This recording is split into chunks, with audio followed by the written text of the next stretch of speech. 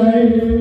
பிலாத்து அவர்களை பார்த்து, நான் எழுதியது பாடுகளின் வரலாற்றில் அன்னப்பன் நல்கையிலிருந்து வாசிக்க கேட்கும்போது மரணம் சிலுவை சாவு என்னுடைய வாழ்வுக்கானது என்பதை உணர்ந்து கொள்வோம். இதில் பாருங்கோ, இவ்வளவு பக்தர்களும் ஆண்டவரை தரிசிக்கிறதுக்காக வந்திருக்கிறோம்.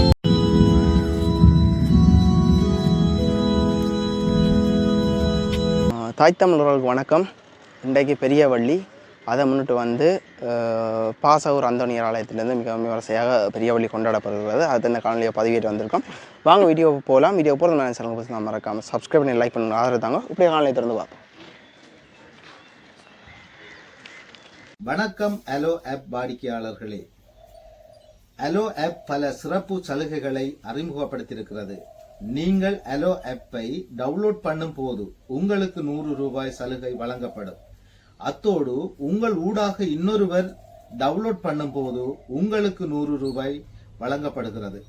இதனை சாரதிகள் பயன்படுத்தும் போது சாரதிகளுக்கு விசேட சலுகைகள் வழங்கப்படுகிறது.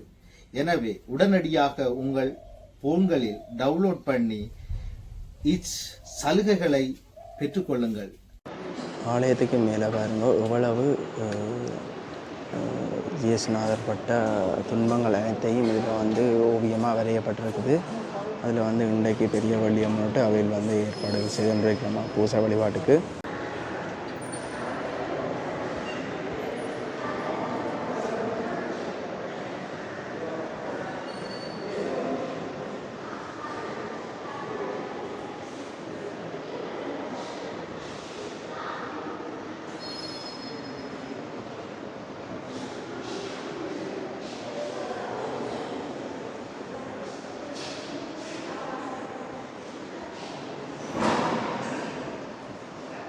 மிகவும் பிரம்மாண்டமாக இருக்கிற ஆலயம்.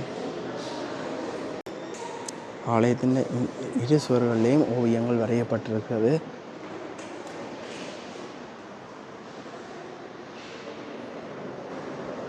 படங்களாக வரையப்பட்டு அதில் வச்சிருக்கணும். என்னென்னா இதில் நற்கருணை செய்யப்பட்டு இயேசுநாதரை இந்த இடத்துல வச்சிருக்கணுமாம். இங்கேருந்து உதித்த ஞாயிறு அன்றுதான் இதில் இருந்து இயேசுநாதரை வளமையான இடத்துல பூசண வழிபாடு நடக்கும். இப்போ இந்த இடத்துல பூசை நடந்து கொண்டு இருக்குது. பூசைக்காக எவ்வளோ பேர் வந்திருக்கணும் ஆலயத்தில். சரியாக 5:30லேருந்து 5:45 பூசை வழிபாடு ஆரம்பிக்கப்பட உள்ளது.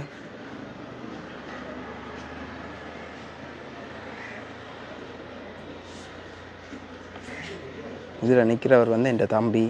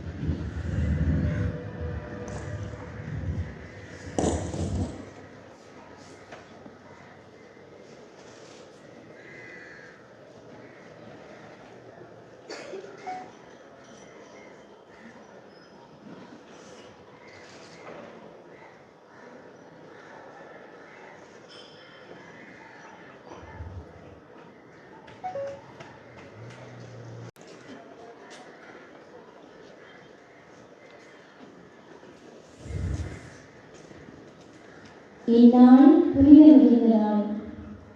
இறைவன் இயேசு தன் உயிரை இத்தருணைக்கு தாரையாக்கினார். இப்பிரபஞ்சம் முழுவதற்கும் நூற்பை தொடங்கினார். இயேசு தமது சாவின் மூலம் நமக்கெல்லாம் வாழ்வை கொண்டு வந்தார். பாடுகளும் துன்பங்களும் நிறைந்த கல்வாரி பயணத்தை துணிவோடு ஏற்றுக்கொண்ட இயேசு நம்மையும் துணிவோடு இருக்க அழைப்பு விடுக்கும் நாள். தந்தையே, உமது கையில் என் ஆவியை ஒப்படைக்கின்றேன் என்று கூறிய இயேசுவின் அர்ப்பணத்தில் நம்மையும் இணைத்துக் கொள்ள இன்றைய திருவழிபாட்டில் பக்தியோடு பங்கெடுப்போம். முன்னிலைக்கு செறிமடுப்போம்.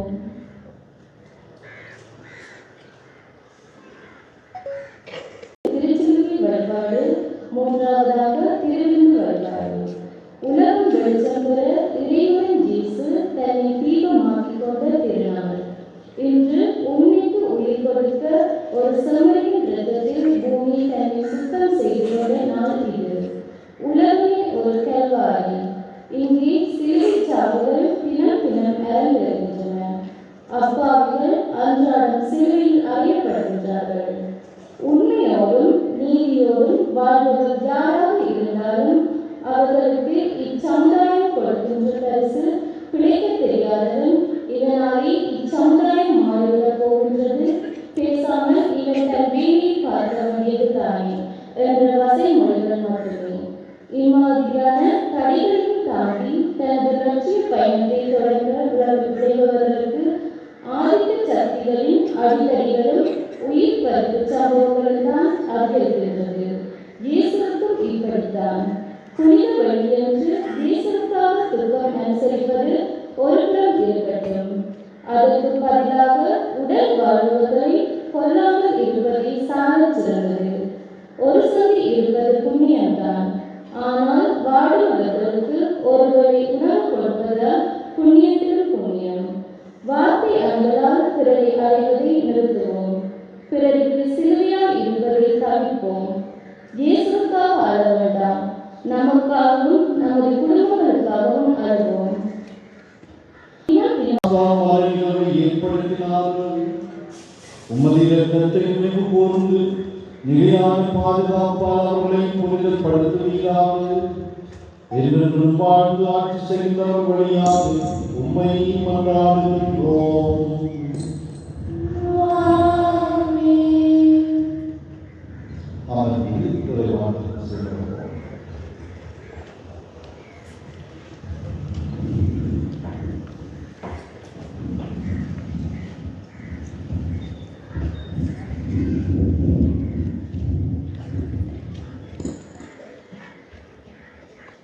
இன்றைய முதல் வாசகம் எசாயா வேளாளர் துன்புறு ஊழியை பற்றி எழுதிய 4 கதைகளின் கடைசி கதையாகும்.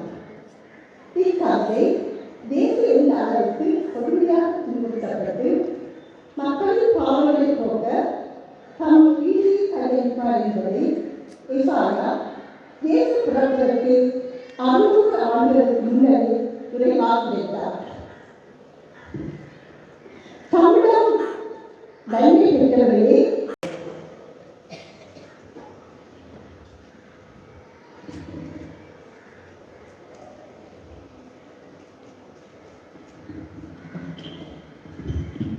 முதல் வாசகம். நம் குற்றங்களுக்காக காயமடைந்தார். இறைவாக்கினர் எசாயா நூலிலிருந்து வாசகம். இதோ என் ஊழியர் சிறப்படைவார், அவர் மேன்மைப்படுத்தப்பட்டு உயர்த்தப்பட்டு பெரிதும் ஆட்சியுறுவார். அவரை கண்ட பலர் திகைப்புற்றனர். அவரது தோற்றம் பெரிதும் உருக்குலைந்ததால் மனித சாயலை அவருக்கு இல்லாதிருந்தது. மாநிலத்தில் ஒருவனை அவருக்கு இல்லை. அவ்வாறே அவர் பல பிற இனத்தாரை அதிர்ச்சிக்குள்ளாக்குவார். அரசர்களும் அவரை முன்னிட்டு வாய்வத்தி நிற்பர். ஏனெனில் தங்களுக்கு சொல்லப்படாததை அவர்கள் காண்பர், தாங்கள் கேள்விப்படாததை அவர்கள் புரிந்து கொள்வர். நாங்கள் அறிவித்ததை நம்பியவர் யார்? ஆண்டவரின் ஆற்றல் யாருக்கு வெளிப்படுத்தப்பட்டது? இளங்கலை போலும் வறண்ட நிலவேர் போலும் ஆண்டவர் முன்னிலையில் அவர் வளர்ந்தார். நாம் பார்ப்பதற்கேற்ற அமைப்போ அவருக்கு இல்லை, நாம் விரும்பத்தக்க தோற்றமும் அவருக்கு இல்லை. அவர் இகழப்பட்டார், மனிதரால் புறக்கணிக்கப்பட்டார், வேதனையற்ற மனிதரால் என்றார். நோய்க்கு போல நாம் அனைவரும் வழிதோறி அழிந்தோம், நாம் எல்லாம் நம்மளையே நடந்தோம். ஆண்டவரும் நம் அனைவரின் தீட்சைகளையும் அவர் மேல் சுமத்தினார். அவர் ஒடுக்கப்பட்டார், சிறுமைப்படுத்தப்பட்டார். ஆயினும் அவர் தன் வாயை திறக்கவில்லை. அடிப்பதற்கு எடுத்துச் செல்லப்பட்ட ஆட்டுக்குட்டி போலும் ரோமம் கத்தரிப்போர் முன்னிலையில் கத்தாத செம்மறி போலும் அவர் தன் வாயை திறவாதிருந்தார். அவர் கைது செய்யப்பட்டு தீர்ப்பிடப்பட்டு இழுத்துச் செல்லப்பட்டார். அவருக்கு நேர்ந்ததை பற்றி அக்கறை கொண்டவர் யார்? ஏனெனில் வாழ்வோர் உலகினின்று அவர் அகற்றப்பட்டார். என் மக்களின் குற்றத்தை முன்னிட்டு கொலையுண்டார். வன்சியர்கள் எதுவும் அவர் செய்ததில்லை, வஞ்சனை எதுவும் அவர் வாயில் இருந்ததில்லை. ஆயினும் தீயவர்களே அவருக்கு கல்லறை அமைத்தார்கள். செத்தபோது அவர் செல்வரோடு இருந்தார். அவரை மொறுக்கவும் நோயால் வைக்கவும் ஆண்டவர் திருவிழம் கொண்டார். அவர் தம் உயிரை குற்றநீக்க பலியாக தந்தார். எனவே தம் வழிநடை கொண்டு வீடு வாழ்வார். ஆண்டவரின் திருவிழம் அவர் கையில் சிறப்போம். அவர் தம் சொந்த வாழ்வின் பயனை கொண்டு நிறைவடைவார். நேரியவராகிய ஊழியர்களை பங்கிடுவார். ஏனெனில் அவர் தம்மை சாவுக்கு கையளித்தார். கொடியவர்கள் ஒருவராக கருதப்பட்டார். ஆயினும் பலரின் பாவத்தை சுமந்தார். கொடியோருக்காக கருத்து பேசினார். இது ஆண்டவர் வழங்கும் நிறைவாக்கு.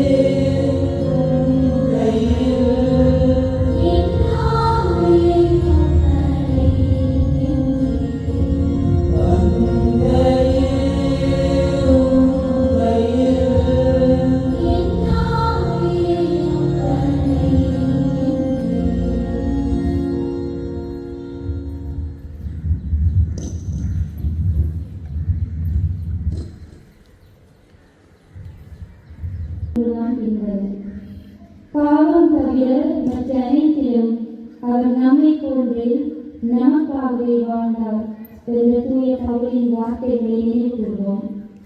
இயேசு நன்மையை அறிந்தவர் என்றும் அதே வேளையில் இறை திருவுளத்தை நிறைவேற்றுவதில் கருத்தாய் இருந்ததிலும்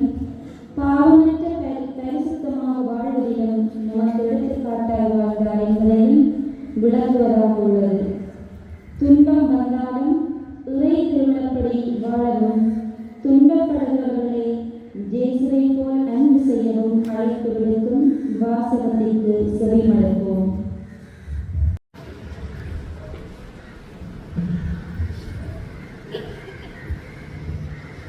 இரண்டாம் வாசகம். கீழ்ப்படிதலை கற்றுக்கொண்டார் தமக்கு கீழ்ப்படிவோர் அனைவரும் என்றென்றும் உள்படைய காரணமானார். இவ்விதேனுக்கு எழுதப்பட்ட திருமுகத்திலிருந்து வாசகம். 4ஆம் அதிகாரம் 14 தொடக்கம் 16, 5ஆம் அதிகாரம் 7 தொடக்கம் 9. வானங்களை கடந்து சென்ற தேவனாகிய இயேசுவை நாம் தனிப்பெரும் தலைமை குருவாக கொண்டுள்ளதால் நாம் அறிக்கை விடுவதை விடாது கற்றுக்கொள்வோமாக. ஏனெனில் நம் தலைமை குரு நம்முடைய வலிமையை கண்டு இரக்கம் காட்ட இயலாதவரல்ல, மாறாக எல்லா வகையிலும் நம்மை போல சோதிக்கப்பட்டவர், எனினும் பாவம் செய்யாதவர். எனவே நாம் இரக்கத்தை பெறவும் ஏற்ற வேளையில் உதவக்கூடிய அருளை கண்டடையவும் இறையறிஞனை துணிவுடன் அணுகி செல்வோமாக. இவர் இவ்வுலகில் வாழ்ந்த காலத்தில் தம்மை சாவிலிருந்து காப்பாற்ற வல்லவரை நோக்கி உரத்த குரல் எழுப்பி கண்ணீர் சிந்தி மன்றாடி வருகிறார். அவர் கொண்டிருந்த இறைப்பற்று கலந்த அச்சத்தை முன்னிட்டு கடவுள் அவருக்கு செவி சாய்ந்தார். அவர் இறைமகனாய் இருந்தும் துன்பங்கள் வழியை கீழ்ப்படுதலை கற்றுக்கொண்டார். அவர் நிறைவுள்ளவராகி தமக்கு கீழ்ப்படுவோர் அனைவரும் என்றென்றும் முற்படைய காரணமானார். இது ஆண்டவர் வழங்கும் அருள்வாக்கு.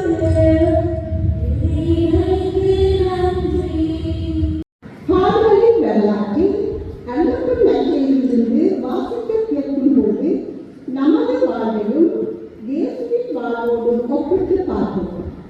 நமது தவறுகளை நினைத்து மனவருந்தி அருளும். முற்றிலும் நமது வாழ்வை மாற்றி அமைப்பதற்காக முயற்சி எடுப்போம்.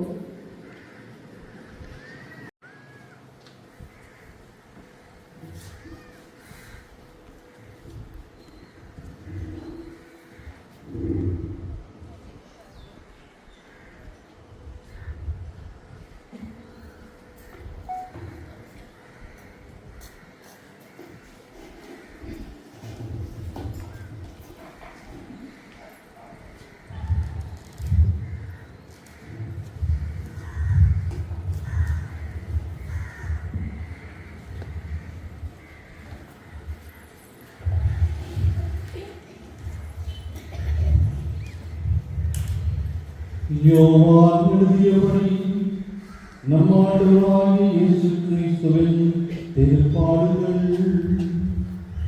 இயேசு தம் சீடர்களோடு எதிரோடையும் நீரோடையை கடந்து சென்றார். அங்கே ஒரு தோட்டம் இருந்தது. தம் சீடர்களோடு இயேசு அதில் நுழைந்தார். அவரை காட்டிக் கொடுத்த யூதாசுக்கு அந்த இடம் தெரியும். ஏனெனில் இயேசுவும் அவருடைய சீடர்களும் அடிக்கடி அங்கு கூடுவர். படைப்பிரிவினரும் தலைமை குருக்களும் பரிசேயரும் அனுப்பிய காவலர்களை கூட்டிக் கொண்டு யூதாசு விளக்குகளோடும் பந்தங்களோடும் படைக்கலங்களோடும் அங்கே வந்தார். தமக்கு நிகழப்போகிற அனைத்தையும் இயேசு அறிந்து அவர்களும் சென்று யாரை தேடுகிறீர்கள் என்று கேட்டார். அவர்கள் மறுமொழியாக நாசரேத்து இயேசுவை தேடுகின்றோம் என்றார்கள். இயேசு நான் தான் என்றார். அவரை காட்டிக் கொடுத்த யூதாசும் அவர்களோடு நின்று கொண்டிருந்தான். நான் தான் என்று இயேசு அவர்களிடம் சொன்னதும் அவர்கள் பின்வாங்கி தரையில் விழுந்தார்கள். யாரை தேடுகிறீர்கள் என்று இயேசு மீண்டும் அவர்களிடம் கேட்டார். அவர்கள் நாசரேத்து இயேசுவை தேடுகின்றோம் என்றார்கள். இயேசு அவர்களை பார்த்து நான் தான் என்று உங்களிடம் சொன்னேன். நீங்கள் என்னை தேடுவீர்கள் தான் இவர்களை போக விடுங்கள் என்றார். நீர் என்னிடம் ஒப்பட வைத்தவர்கள் எவரையும் நான் இழந்து விடவில்லை என்று அவரே கூறியிருந்தது இவ்வாறு நிறைவேறியது. சீமோன் பேதுருவிடம் ஒரு வாள் இருந்தது. அவர் அதை உருவி தலைமை குருவின் பணியாளரை தாக்கி அவரது வலக்காதை வெட்டினார்.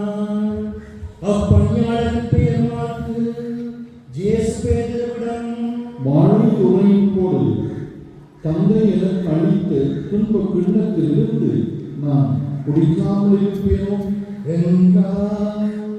படைப்பினரும் ஆயிரத்தவர் தலைவரும் யூதர்களும் காவலர்களும் இயேசுவை பிடித்து கட்டி முதலில் அவரை அண்ணாவிடம் கொண்டு சென்றார்கள்.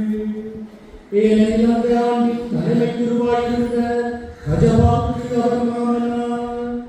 இந்த கஜபாதான் ஒரு மனிதன் மட்டும் மக்களுக்காக இழப்பது நல்லது என்று யூதர்களுக்கு ஆலோசனை கூறியவர்.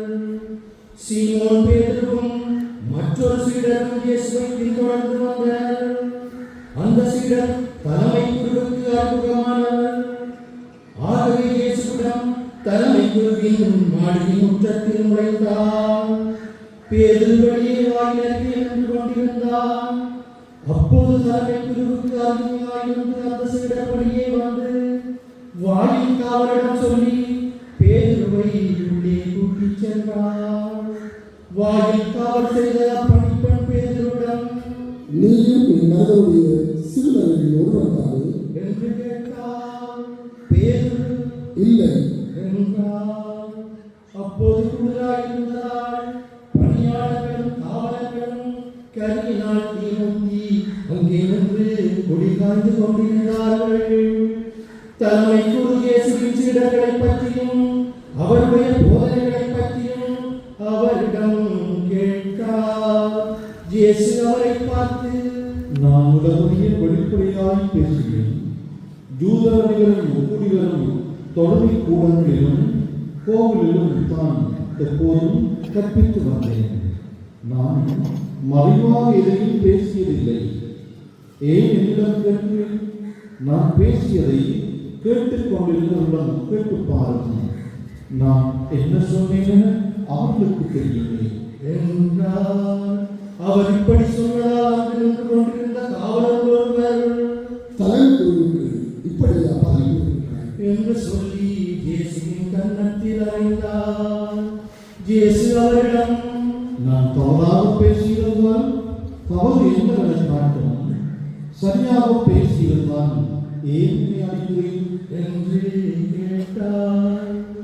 அதன் பின் அவரை கட்டப்பட்ட நிலையில் தலைமை குரு கஜபாவிடம் அனுப்பினார்.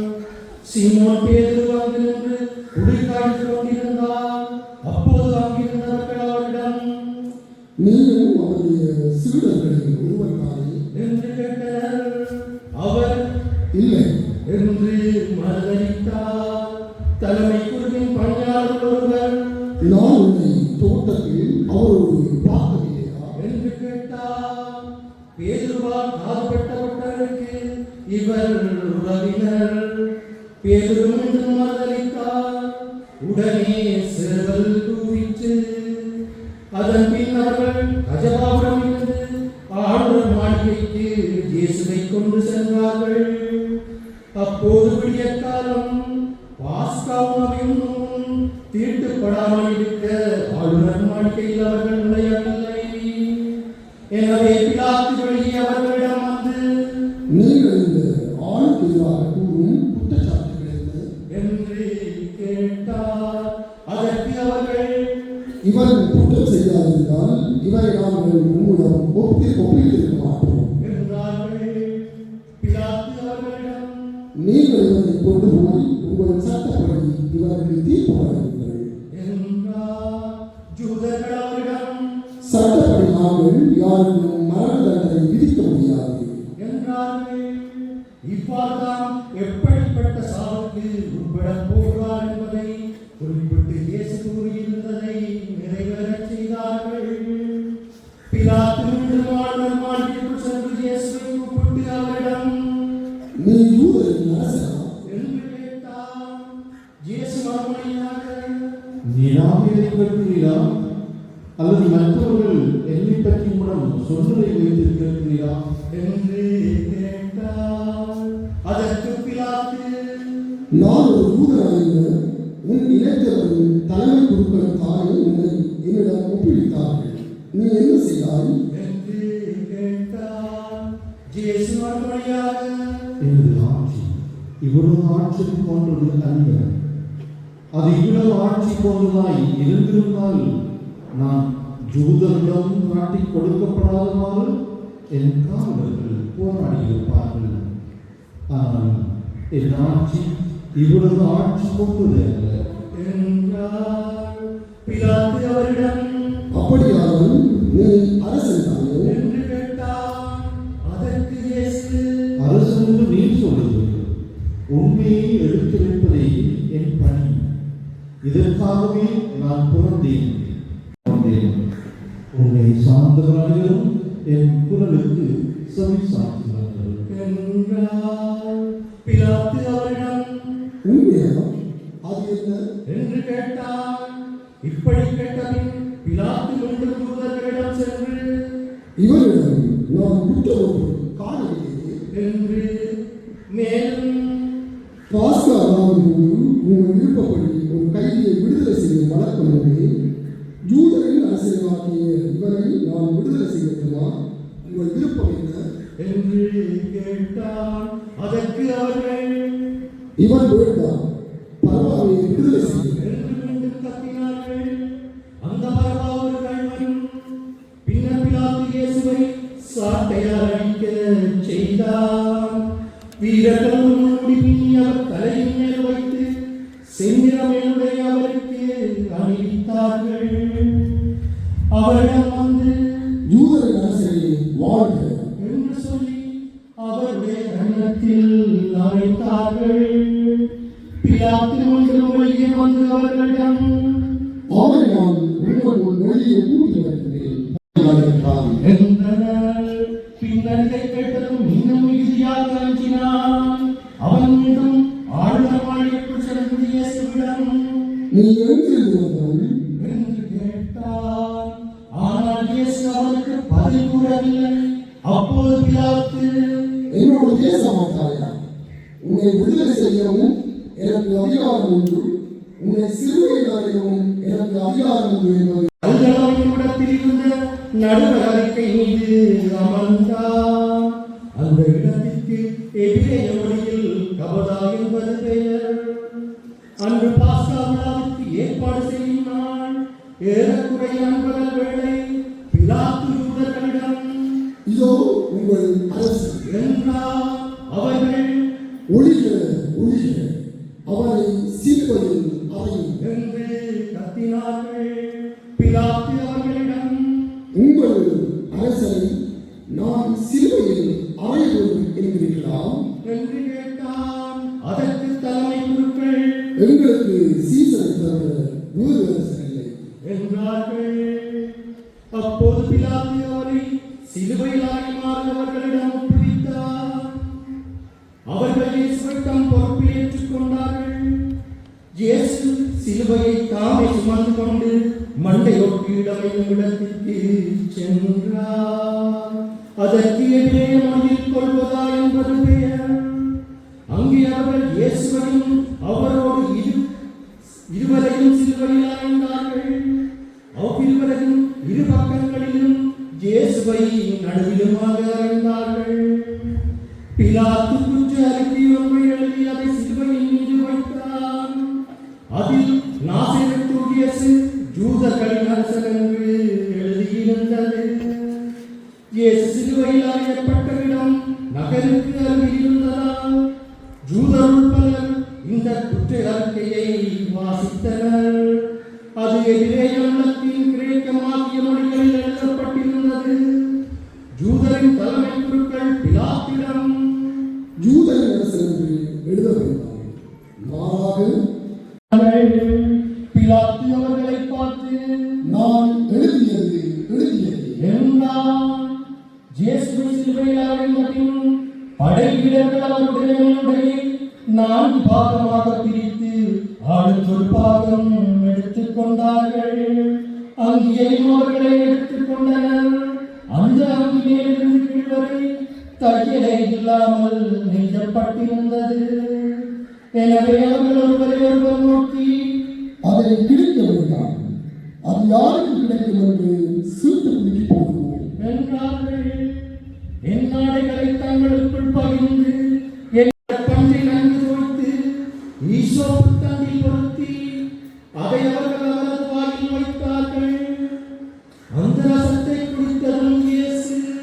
எல்லாம் நிறைவேற்று என்று கூறி தலை சாய்த்து தன் ஆவியை ஒப்படைத்தார்.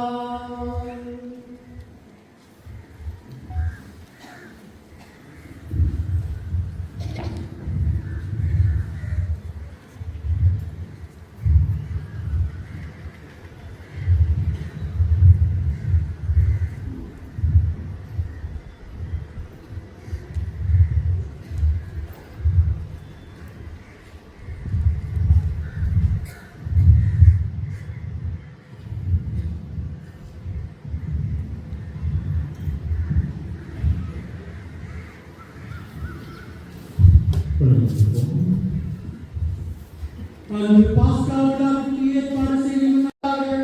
கால்களை முடித்து சடலங்களை எடுத்து விடுமாறு ஜூதர்கள் பிலாத்துவிடம் கேட்டுக்கொண்டார்கள். ஆகவே படைகள் வந்து இயேசுவோடு சிலுவையில் அறையப்பட்டவர் ஒருவருடைய கால்களையும் வலி முடித்தார்கள். பின்னர் மற்றவருடைய கால்களையும் முடித்தார்கள். பின்பு அவர்கள் இயேசுவிடம் வந்தார்கள். அவர் ஏற்கனவே இறந்து போயிருந்ததைக் கண்டு அவருடைய கால்களை முடிக்கவில்லை. ஆனால் படையில் ஒருவர் இயேசுவின் விழாவை ஈட்டியால் குத்தினார். உடனே இரத்தமும் தண்ணீரும் வடிந்தன. இதை நேரில் கண்டவரே இதற்கு சாட்சி. அவருடைய சான்று உண்மையானதே. அவர் உண்மையை கூறுகிறார் என்பது அவருக்கு தெரியும். நீங்களும் நம்ப வேண்டும் என்பதற்காகவே அவர் இதை கூறுகிறார். எந்த எலும்பும் மொழிபடாது என்னும் மறைவுள்வாக்கு இவ்வாறு நிறைவேறியது. மேலும் தாங்கள் ஊடுருவ குத்தியவரை உற்று நோக்குவார்கள் என்னும் மறைநூல் கூறுகின்றது. அரிமத்தியாவைச் சேர்ந்த யோசேப்பு என்பவர் இயேசுவின் சீடர் ஒருவர்.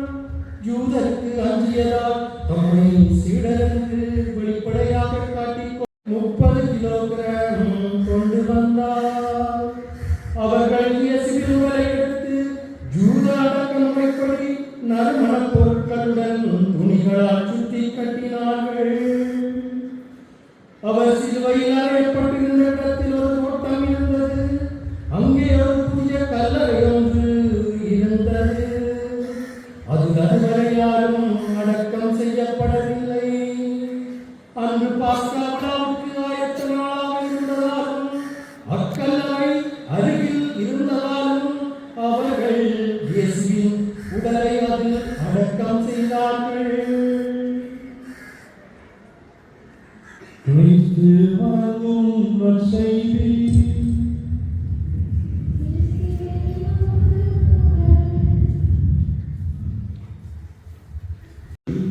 மறந்துவோம். இதிலேதான் தோங்கியது உலகத்தின் இரட்சணியம். கிறிஸ்து இயேசுவில் அன்புமிக்க சகோதர சகோதரிகளே, பாடுகள் மரணத்தை தியானிக்கின்ற நாள். அதே நேரத்தில் அவருடைய பாடுகள் மரணத்தை குறித்து தலை குனிந்து வணக்கம் செலுத்துகின்ற நாளும் கூட. ஏனென்றால் நம்முடைய உலகத்தின் இரட்சணியம் இந்த சிறுவையிலே தோன்றியது. அந்த மரத்தில் இருந்துதான் இந்த கனிகள் கவர்ச்சியாக இந்த ஹேண்ட்போனுக்குள்ளே வந்து கொண்டிருக்கின்றது.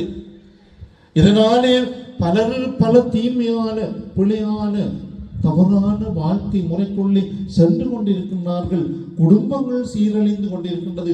புனிதமான வாழ்க்கை அழிந்து கொண்டிருக்கின்றது. காரணம், பல கனிகளை மனிதர்கள் விரும்பி சுவைத்துக் கொண்டிருக்கின்றார்கள். அன்று மரியாவுடைய சுபத்திரின் அங்கே கன்னிமரியாவுடைய திருவயிற்றின் கனியை பெருமையாக பேசுகின்ற நாங்கள் அந்த கனியை நாங்கள் சுவைப்பதில்லை. அந்த கனி ஒரு அழகு இல்லாதது தான். அந்த கனி தருகின்ற வழி ஒரு கவர்ச்சி இல்லாதது தான். அவருடைய வார்த்தைகள், அந்த கனியினுடைய வார்த்தைகள் ஏற்றுக்கொள்ள முடியாதவைதான், சில வழி சவால் விடுப்பவைதான். ஆனால் அந்த கனி நிலை வாழ்வு தரக்கூடியது. அந்த கனியினுடைய வாக்குறுதிகள் நிலை வாழ்வு கிட்டு செல்லக்கூடியது என்பது நாங்கள் ஒவ்வொரு வருடமும் தியானித்துக் கொண்டே இருக்கின்றோம். ஆனால் என்னுடைய வாழ்வில் மீண்டும் போய் அந்த பழைய வாழ்க்கை நிலைக்குள்ளே சுருண்டு படுத்து விடுகின்றோம். மரணம், சிலுவை சாவு என்னுடைய வாழ்வுக்கானது என்பதை உணர்ந்து கொள்வோம். எங்கெல்லாம் எப்போதெல்லாம் இந்த சிலுவையை காணுகின்றோமோ, எங்கெல்லாம் எப்போதெல்லாம் இந்த சிலுவையை நாங்கள் வருகின்றோமோ, தீமையின் ஆதிக்கம் எங்கள் மீது விழாதிருக்க மன்றாடுவோமாக. ஆமென்.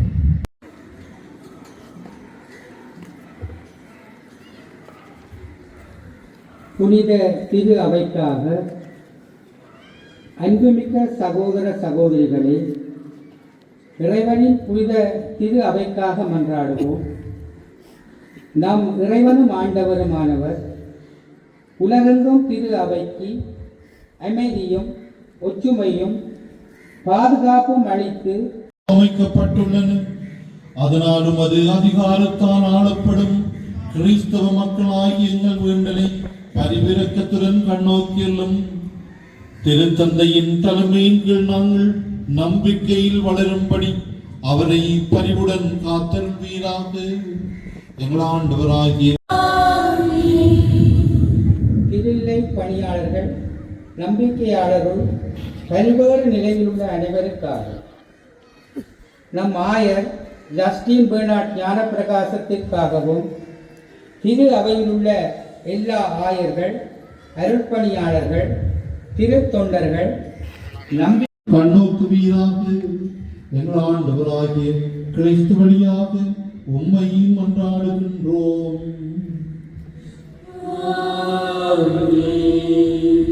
துன்புறுவோருக்காக மீட்பு பரவும் வேண்டும் என மன்றாடுவோமாக. என்றென்றும் உள்ள எல்லாம் வல்ல இறைவா, துயருற்றோருக்கு ஆறுதலும் வருந்துவோருக்கு திடனும் நீரே. இத்தகைய துன்ப வேளையிலும் உம்மை நோக்கி கூவி அழைப்போரின் வேண்டல்கள் உம் திருமுன் வருவனவாக. அதனால் தங்கள் தேவைகளில் நீர் இரக்கத்துடன் துணை புரிவதைக் கண்டு அவர்கள் எல்லாரும் மகிழ்வார்கள்.